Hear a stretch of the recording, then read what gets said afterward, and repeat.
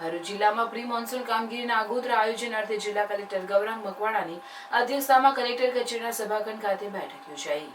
આ બેઠકને સંબોધતા કલેક્ટર ગૌરાંગ મકવાણાએ પ્રી મોન્સૂન કામગીરીના ભાગરૂપે કરવાની થતી કાર્યવાહી માટે જિલ્લાના તમામ વિભાગના અમલીકરણ અધિકારીઓને પોતાના વિભાગની કામગીરી વહેલી તકે કરવા સૌને સૂચના આપી હતી।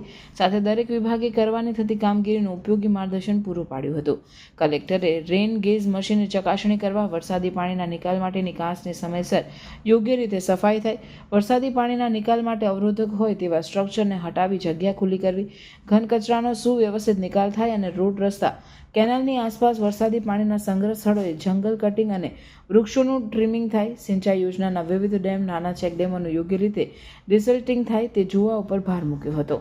તેમણે પૂર જેવી સ્થિતિમાં લોકોને સાવચેત કરવા અને મળેલ આગાહી લોકો સુધી કઈ રીતે પહોંચાડવી, જાનહાનિ કે માલની નુકસાની નિવારવા તમામ જરૂરી પગલાં, બચાવ રાહત કામગીરી માટે બોટ, હોડી, તરવૈયાઓની યાદી, સ્વૈચ્છિક સંસ્થાઓની યાદી, સંપર્ક માહિતી સાથે અસરગ્રસ્ત ગામના લોકોને કયા સ્થળે સ્થળાંતર કરાવવું, ભવિષ્યમાં જરૂર પડે ફૂડ પેકેટ અને પાણીની વ્યવસ્થાનું આયોજન, પશુ જાનહાનિ માટે સર્વે ટીમ, ડી વોટરિંગ પંપના સેટ, વાવાઝોડું, પૂર અંગેની ચેતવણી મળ્યેથી માછીમારો દરિયામાં માછીમારી માટે જાય નહીં તેનું આયોજન, વર્ષાઋતુ સાથે પૂરની સંભવિત પરિસ્થિતિને પહોંચી વળવા આનુષંગિક સાધન સામગ્રી બાબતે ઝીણવટભરી સમીક્ષા કલેક્ટરે કરી।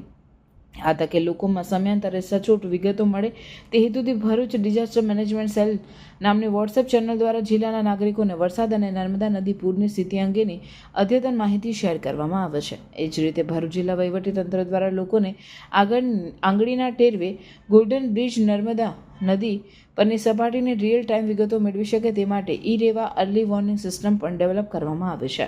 કલેક્ટરે દરેક વિભાગે પોતાના હસ્તકની કામગીરી અગાઉના વર્ષોના અનુભવો પરથી જવાબદારીપૂર્વક, સતર્કતાથી, પ્રામાણિકતાથી અને ટીમવર્કથી પાર પાડવાની અધિકારીઓને તાકીદ કરી હતી।